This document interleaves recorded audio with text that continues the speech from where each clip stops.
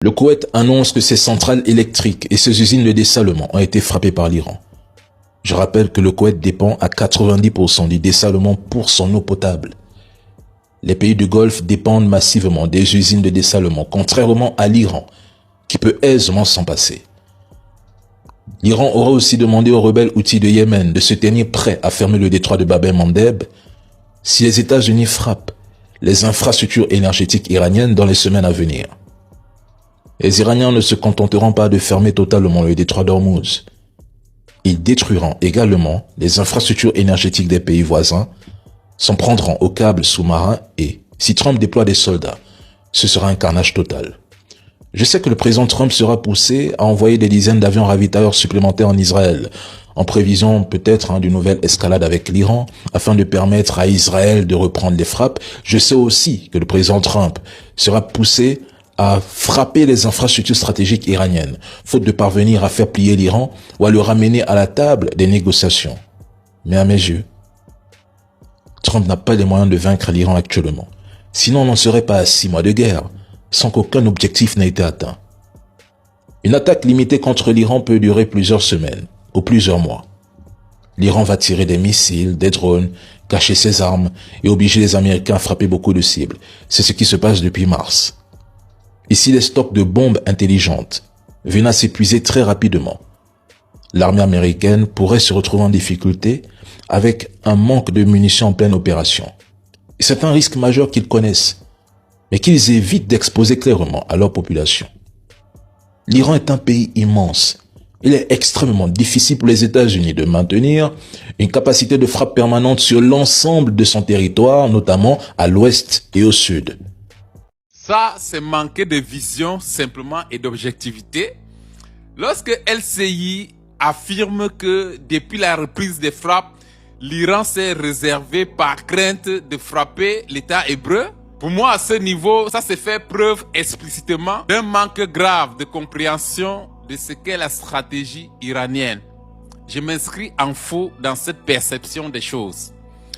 Mesdames et messieurs, ce que vous devez comprendre, c'est qu'il y a un truc que l'Iran a compris et que, je suis désolé, vous n'avez pas compris ça comme ça.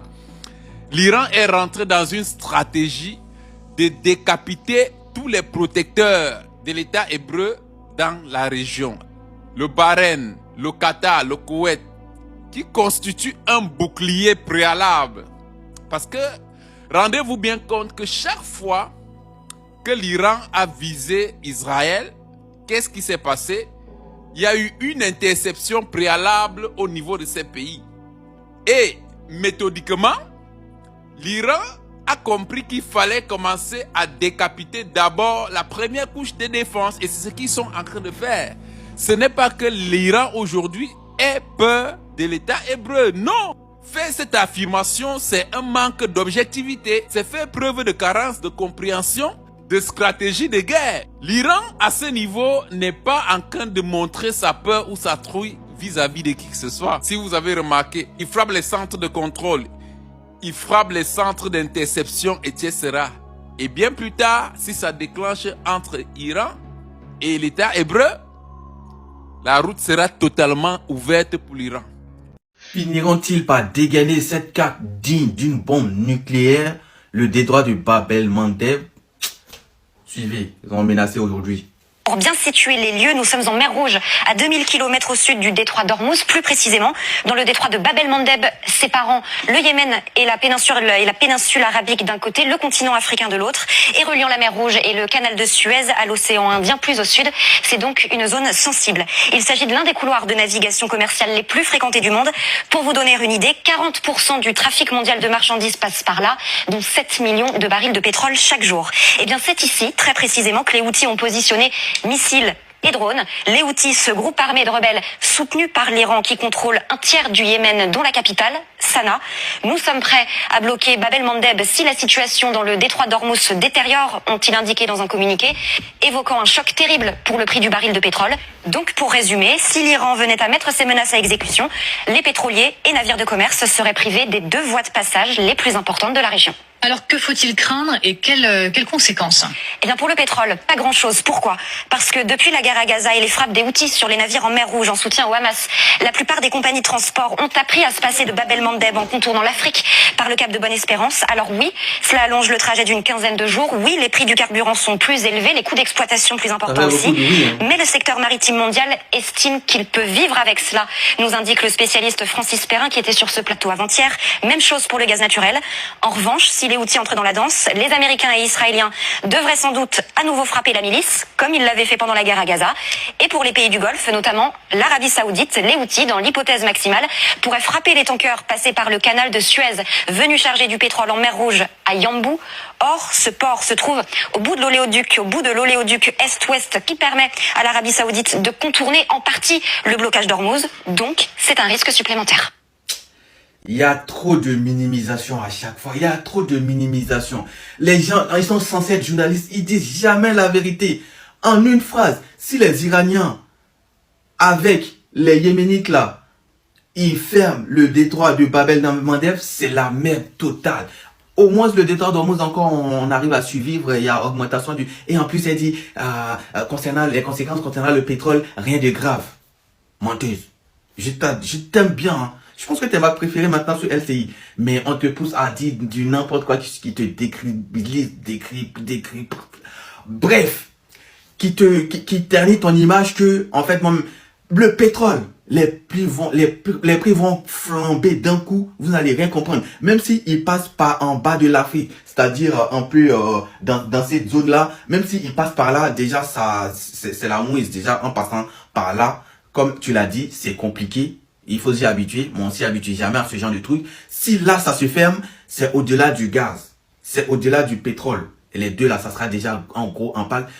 C'est l'économie mondiale dans sa globalité. Le commerce mondial qui sera touché. Donc, en fait, tous les prix vont augmenter dans tous les magasins, vêtements, boutiques, nourriture, tout va augmenter. Là, c'est pétrole et gaz qui augmentent. Mais ici, c'est tout qui va augmenter. Tu dis ça en une minute et puis tu dégages. Au lieu de essayer de minimiser à gauche, à droite. Si ce détroit est fermé, ça veut dire que le canal de Suez est fermé. Et le canal de Suez, il y a beaucoup de trucs qui passent par là. Et si là, c'est fermé, en fait, le plus difficile, c'est que les Américains vont vouloir venir là nettoyer. Comme ce qu'ils sont en train de faire ici, puis ça échoue. Ils vont vouloir venir nettoyer. Les Français vont vouloir venir les aider. Et puis, ce sera la pagaille. C'est cette pagaille-là qui va faire que les armateurs, ils vont pas vouloir passer là. Ils vont vouloir passer par le bas de l'Afrique, mon Afrique. Et c'est là tout le monde va éviter cette zone. Et c'est là que l'économie mondiale va partir en couille totale. Faut dire la vérité comme ça. Il n'y a pas de minimisation là. Il n'y a aucune bonne nouvelle là-dedans. Ils sont en train de dégainer cette menace-là. J'espère qu'ils vont pas arriver là. Ils vont le dégainer quand ils seront en mode il n'y a plus d'espoir. Et là, on est dans la merde. Si l'Amérique poursuit la guerre, dans 2 ou 3 jours, nous passerons à une offensive beaucoup plus grande. Ce n'est pas une simple menace. C'est peut-être le signal que l'Iran est en train de changer complètement de doctrine militaire. Mesdames et messieurs, jusqu'ici, Téhéran répondait coup pour coup, en calibrant ses frappes pour éviter une escalade incontrôlable. Mais lorsque Razaï, figure historique des gardiens de la révolution, parle d'une offensive d'envergure, il envoie un message très précis à Washington. Les prochaines opérations ne viseraient plus seulement à répondre, mais à modifier le rapport de force régional. Cela pourrait signifier une multiplication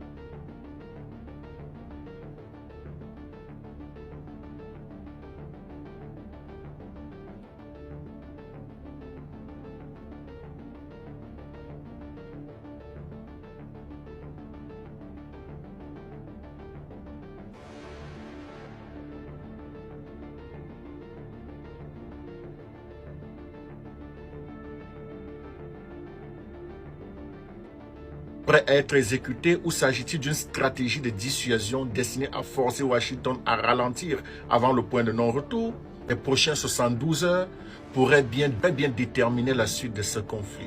La Russie avise l'Occident, les Européens, les États-Unis et tout ce qui constitue l'Occident de ne pas pousser les Houthis du Yémen dans leur dernier retranchement, au point où la nouvelle situation deviendrait la fermeture incontrôlée du détroit de Bab el-Mandeb.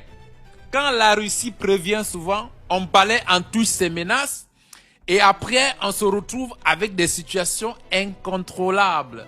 C'est clair que tous ceux qui veulent provoquer les Houthis savent très bien que eux, ils démarrent au quart de tour. Ils ne pardonnent pas comme l'Iran. Ils passent à l'action et eux, ils foudroient tout. Jusqu'ici, le détroit d'Ormuz, on parvient encore à avoir un peu de flux de circulation. Mais la Russie prévient que préparez-vous, s'il advenait à s'agir du détroit de Bab el-Mandeb, la situation serait 1000 fois plus pire que ce que vous êtes en train de vivre sur le détroit d'Ormuz. Alors le ministre des Affaires étrangères de la Russie aurait lancé alerte à l'Occident tout entier d'éviter toute escalade extrême envers les Houthis du Yémen au point où on arriverait à la fermeture et à une situation incontrôlable du détroit de Bab el-Mandeb. Bon entendeur. Les États-Unis ne peuvent plus gagner comme avant. Ils ne veulent plus contenir l'Iran. Ça vient de tomber, une usine de dessalement d'eau a été prise pour cible au Koweït. Et oui, car comme tu peux le voir juste ici d'après AP News, après que les États-Unis aient étendu leur attaque contre l'Iran, ayant pour cible des ponts et des sites énergétiques, l'Iran aurait riposté, notamment en lançant des missiles sur des pays alliés des États-Unis, y compris, comme tu peux le voir, le Qatar et le Koweït. Et c'est justement là que se situait l'usine de dessalement d'eau, qui a été fortement endommagée. Le gros problème ici, 90% de leur eau potable provient du dessalement. Comme tu t'en doutes, une attaque de cette envergure pourrait entraîner des coupures, des rationnements et surtout une importation coûteuse au niveau de l'eau. Des raffineries ont aussi été touchées, ce qui, comme tu t'en doutes, impacte l'exportation de pétrole, ce qui pourrait impacter le cours de la vie de ces résidents, mais aussi leur économie, notamment par le biais des frais de reconstruction de ces sites, mais aussi en raison du ralentissement que cela provoque. Quoi qu'il en soit, je serais curieuse d'avoir ton avis, alors n'hésite pas à me le dire en commentaire. Et bien sûr, si tu souhaites avoir plus de news, pense bien à t'abonner. L'Iran envoie une salutation à la Syrie. Alors là, l'Iran vient de faire entrer la Syrie dans l'équation des multiples bombardements dans la région. Mesdames et messieurs, on pensait que non, l'Iran allait uniquement se limiter vers les pays qu'on connaît, qui recevaient déjà sa foudre. Non, non. L'Iran a fait entrer la Syrie dans l'équation. Et pourquoi? Si vous vous souvenez, le cessez-le-feu et les accords de paix entre le Liban et l'État hébreu, les non-dits de cela étaient que les États-Unis auraient accepté la proposition de l'État hébreu que la Syrie s'occuperait du Hezbollah au Liban. Alors là, les accords de paix auraient été signés sur cette base. Ça, c'était sans compter sur l'Iran qui voyait tout cela se tramer. Et l'Iran a décidé aujourd'hui, mesdames et messieurs, de s'occuper de la Syrie pour qu'elle ne gêne en rien son bras armé au Liban. Alors là, mesdames et messieurs, l'Iran exprime sa longueur d'avance sur la réflexion à ce niveau. Donc désormais, la Syrie qui ne faisait pas partie de l'équation fait partie de l'équation. Pas malgré elle, puisque si elle a accepté de s'occuper du bras armé iranien au Liban, il va de soi qu'elle serait de facto inclue dans l'équation. Les frappes n'ont rien changé. Mesdames et messieurs, Reza Pahlavi affirme qu'il est inutile de discuter avec la République islamique d'Iran. Pourtant, ce qu'il oublie de dire est encore plus révélateur. Les États-Unis n'ont pas seulement négocié, ils ont poussé des sanctions parmi les plus sévères de l'histoire, mené des opérations clandestines, soutenu une politique de pression maximale et frappé des cibles iraniennes. Les Européens ont tenté la voie diplomatique pendant des années avant de constater eux aussi les limites de leur influence. Malgré tout cela, mesdames et messieurs, le régime iranien est toujours en place. Son appareil militaire fonctionne, ses institutions tiennent et son pouvoir continue de prendre des décisions stratégiques. Alors, si les sanctions n'ont pas provoqué son effondrement, si la pression diplomatique n'a pas changé sa ligne, et si même l'usage de la force n'a pas produit le changement politique attendu, alors le problème dépasse largement la simple question des négociations. La véritable leçon géopolitique est là, mesdames et messieurs. Les grandes puissances se sont heurtées à un État dont elles avaient sous-estimé la capacité de résilience. On peut être favorable ou opposé au régime iranien, mais ignorer cette réalité stratégique, c'est remplacer l'analyse par le slogan. C'est précisément pour cette raison que, après tant d'années de confrontation, mesdames et messieurs, le dossier iranien reste l'un des plus complexes et des plus difficiles à résoudre au monde.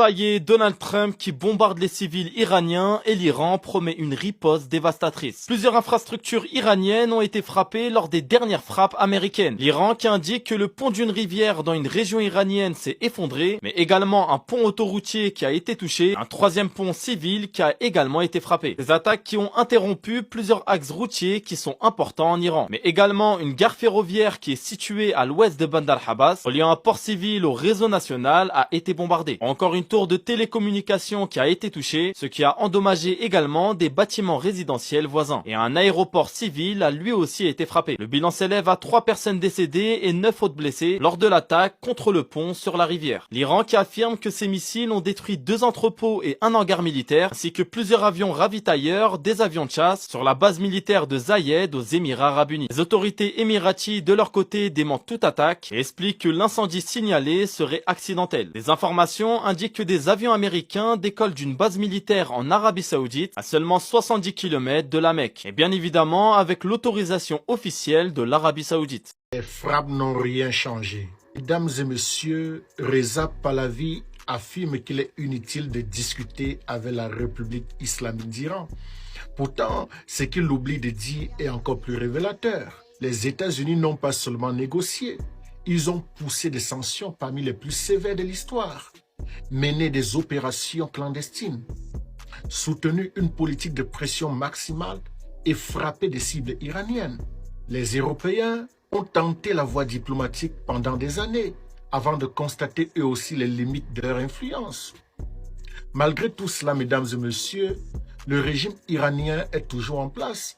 Son appareil militaire fonctionne, ses institutions tiennent et son pouvoir continue de prendre des décisions stratégiques. Alors, si les sanctions n'ont pas provoqué son effondrement, si la pression diplomatique n'a pas changé sa ligne, et si même l'usage de la force n'a pas produit le changement politique attendu, alors le problème dépasse largement la simple question des négociations.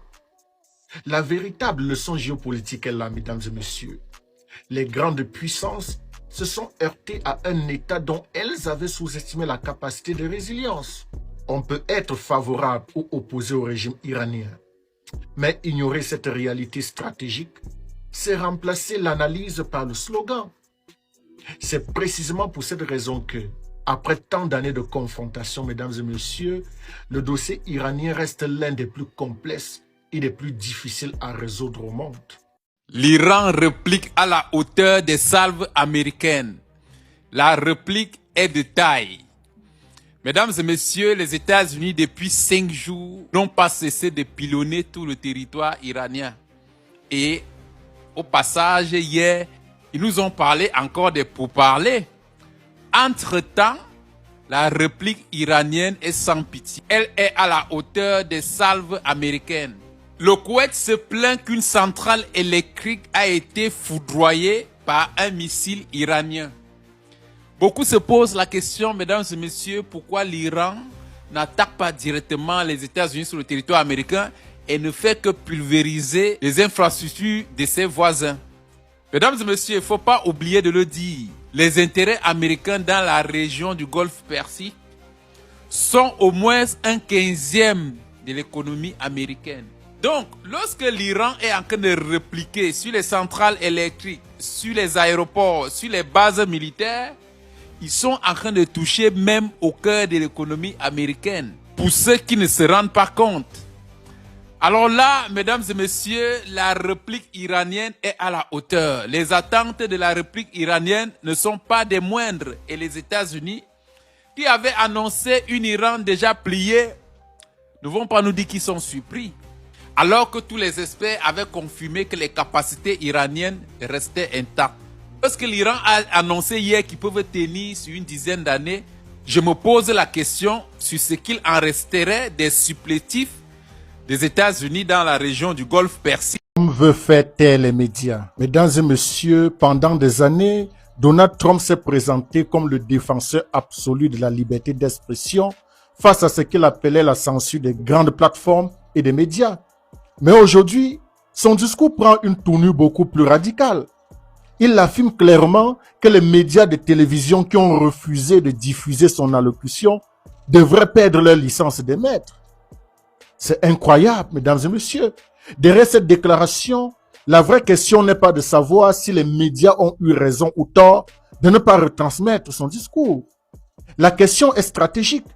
Jusqu'où un chef d'État peut-il aller lorsqu'il estime que des médias influencent le débat public contre lui?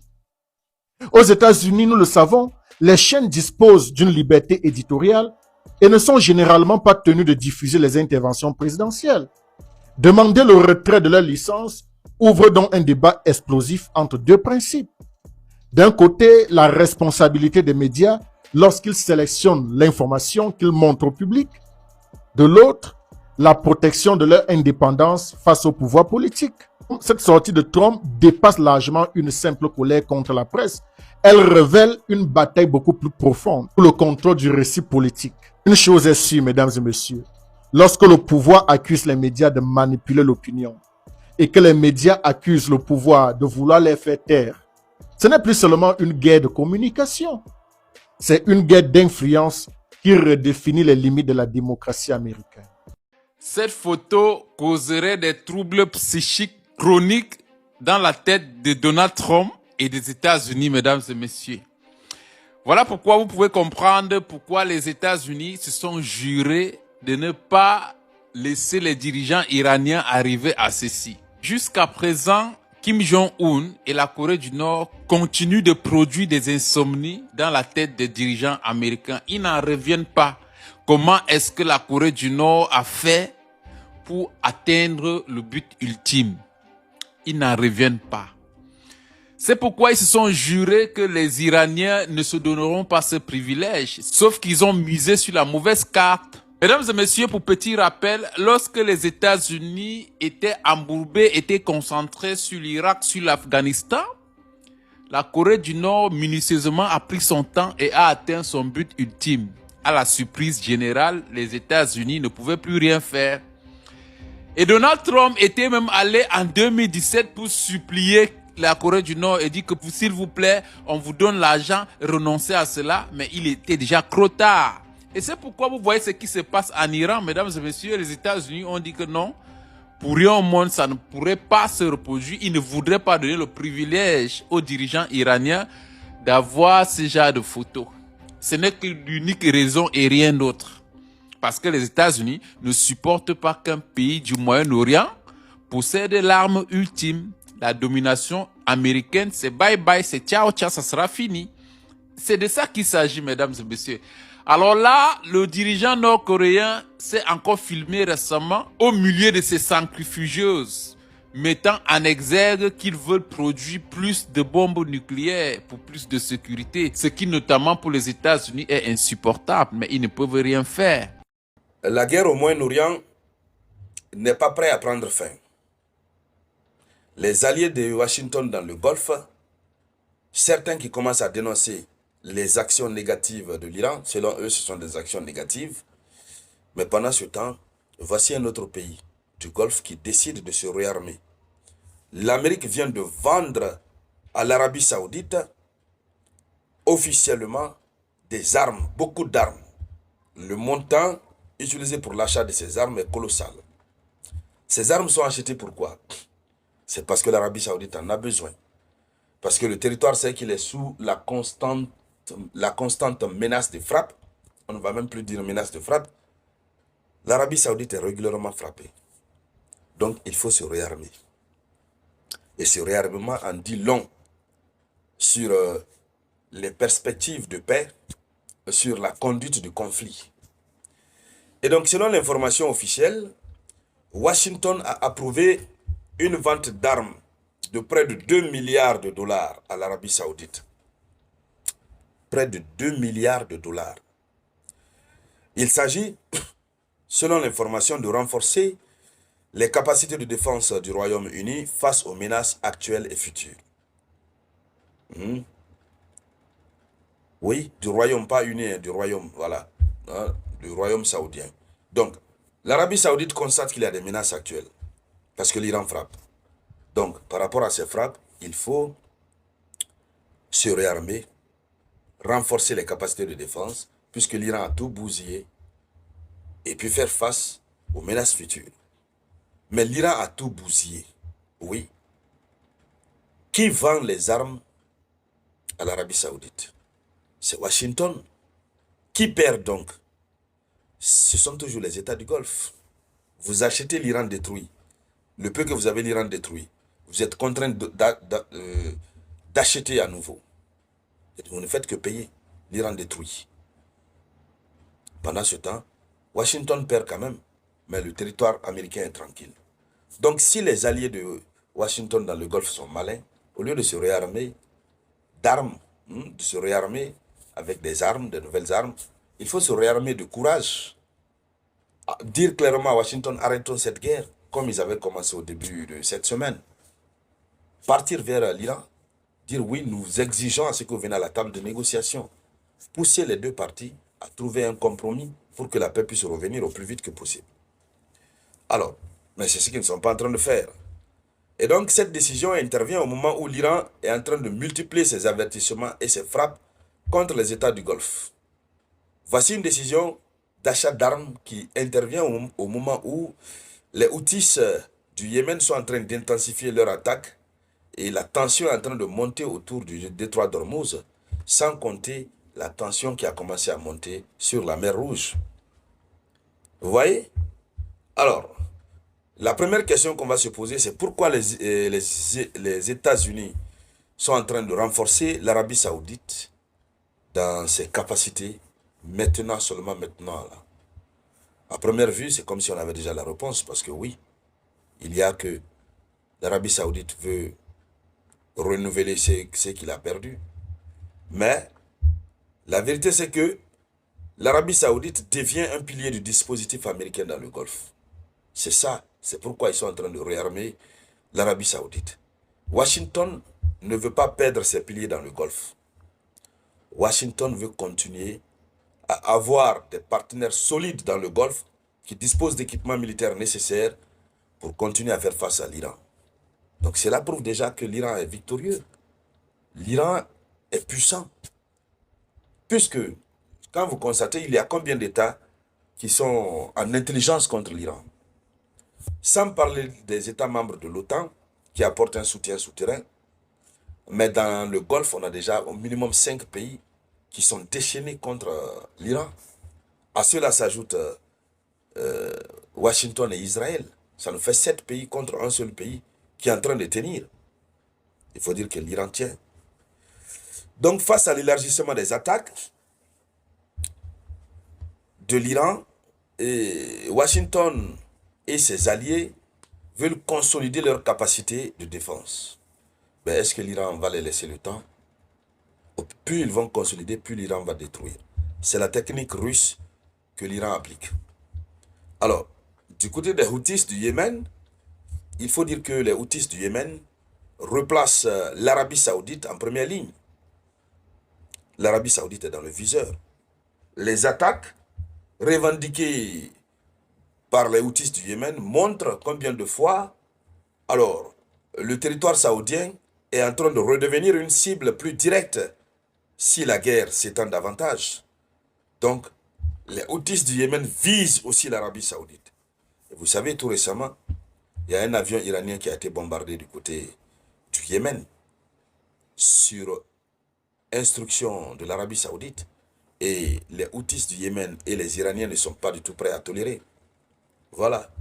Donc, les États-Unis d'Amérique veulent rassurer leurs alliés régionaux. Après les frappes iraniennes contre des installations liées aux forces américaines dans plusieurs pays du Golfe, alors, cette vente d'armes envoie un message très clair. Le message caché derrière, c'est quoi? C'est que les États-Unis maintiennent leur engagement envers leurs partenaires. Mais qui saigne financièrement? Ce sont les partenaires des Américains dans le Golfe. Et donc, la dernière question qu'on se pose, c'est est-ce que cette vente d'armes est en train d'annoncer une nouvelle architecture régionale de la guerre contre l'Iran? La réponse est oui. C'est un nouveau schéma qui est en train de se mettre en place contre l'Iran. Puisque entre Washington, du moins c'est les systèmes de défense aérienne, les ventes d'armes, les coopérations militaires et les exercices conjoints, les États-Unis cherchent à renforcer la capacité collective de leurs alliés à répondre aux attaques et aux attaques de missiles et de drones iraniens. Donc c'est toute une mobilisation autour de Washington par ses alliés pour faire face à l'Iran. Mais l'Iran a toujours tenu le coup. Donc, en fin de compte, il faut dire que l'Arabie Saoudite est en train de retrouver une place centrale dans la stratégie américaine. Si l'Amérique accepte de vendre ses armes de 2 milliards de dollars à l'Arabie Saoudite, ça veut dire que l'Amérique accorde une importance capitale à l'Arabie Saoudite en termes de pilier de la stratégie américaine dans le Golfe. Donc, il faut donc dire que ces dernières années, l'Arabie Saoudite avait parfois cherché à réduire ses tensions avec l'Iran, mais aujourd'hui, avec la reprise de ces hostilités, le royaume saoudien cherche à rééquilibrer sa posture. Voilà. Faut pas chercher toujours à rester dans la paix du moment où vous êtes régulièrement frappé. Donc, ils sont tous obligés d'aller vers le réarmement. Et c'est pourquoi l'Arabie est en train de se réarmer. Quelle va être la réponse de l'Iran? Comment l'Iran va répondre? Et on va continuer de suivre cette actualité. Tout ce qui va en découler, on reviendra en parler ici sur la tribune d'éveil des consciences. Merci à toutes et à tous. Je vous reviens avec de nouvelles actualités.